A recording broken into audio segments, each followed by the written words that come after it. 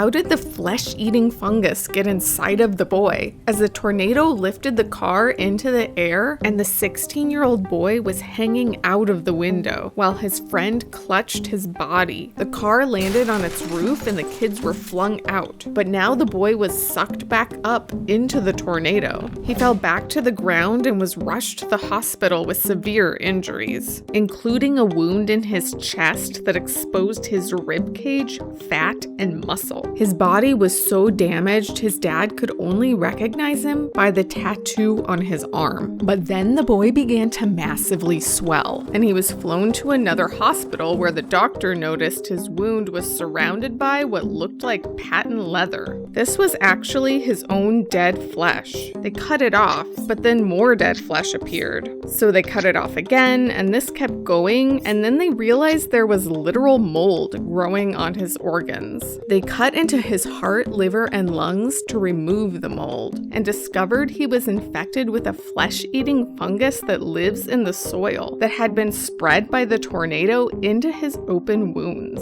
They did 12 surgeries and put in balloons to stretch his skin, and he lived.